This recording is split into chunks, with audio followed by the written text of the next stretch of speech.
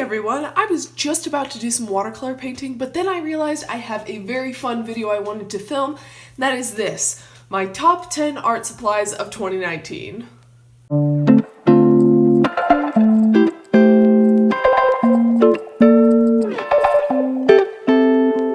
So I did this video last year and it was a lot of fun to film because it gave me a chance to kind of reflect on what kind of supplies I had used, what paper, what medium, and just what I liked to do that year.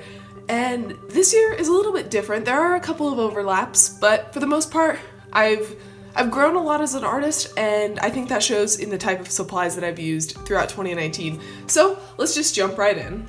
I think we should begin with the paper because I think that's the basis for any good art piece. We've got this teeny tiny little sketchbook. It's about 4.5 by 6.5, and it is a field artist watercolor sketchbook. My favorite part about this sketchbook is that the paper is thick enough to withstand front and back watercolor. So you paint something on this side and then you can paint something on this side without any ghosting showing through, which I think is really fun and exciting, especially as someone who really likes to fill their sketchbooks front to back, use all the pages, get the most mileage out of a sketchbook that I can. And then we have the Strathmore Bristol board.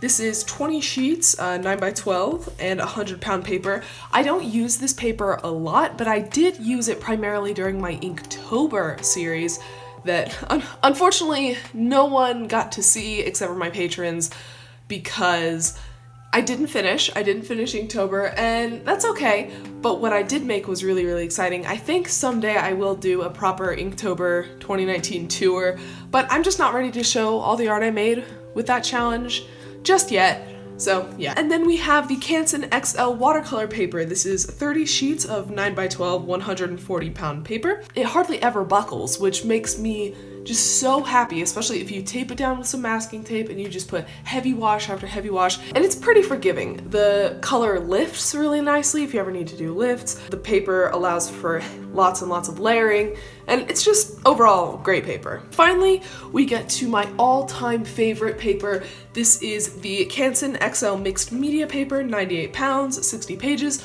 I love this paper because it has a little bit of sentimental value to it. I don't know, can you get sentimental about a type of paper? It handles pretty much every medium except for oil paint, and I don't know, it makes me feel happy to see this bright blue XL cover.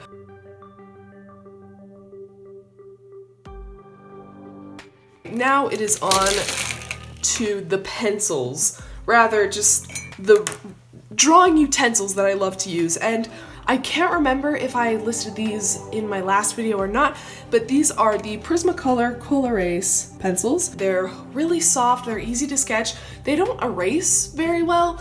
Like, you can erase the first layer of pigment, but you can still see what you previously sketched. My favorite part about them is that even if you make kind of an ugly sketch in your sketchbook, it still looks really, really good because you've just got all of these beautiful colors in the sketchbook, and it's just so fun to look at, especially for flip throughs. It's just like, ooh, there's a nice one. Oh, there's another nice one. Oh, it's a nice color. Ooh, I like that color. So it's just very fun.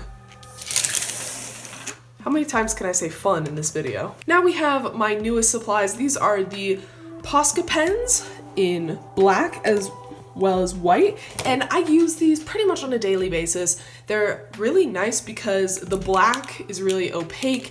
The white could stand to be improved a little bit in terms of opacity, but definitely helps for highlights and outlines and just giving cool sticker effects and gleams, and I like those a lot.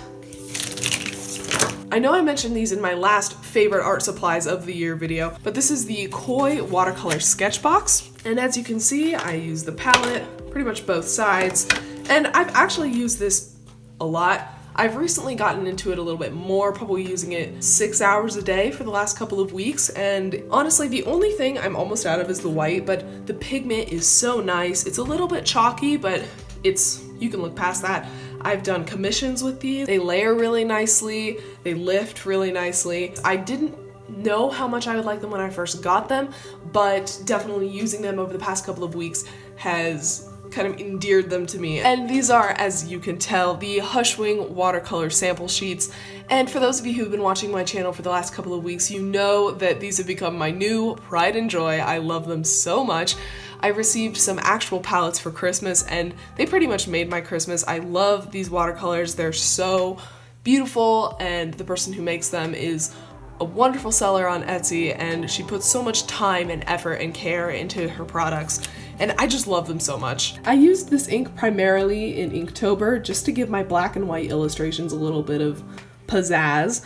But yeah, this is a very nice ink from Winsor & Newton, very metallic. And finally, we have the Paint Puck, introduced to me by Drawing with Waffles several months ago, maybe close to a year.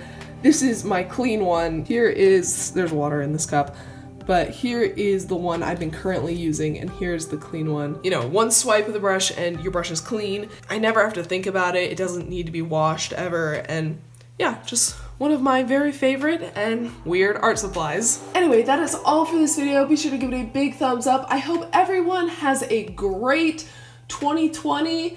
Can't believe this is like the last video I'm making of this decade. That's so weird. Click that subscribe button and notification bell to be alerted every time we post a new video. For behind the scenes content, extra videos, and other fun stuff, be sure to check out my Patreon in the description down below.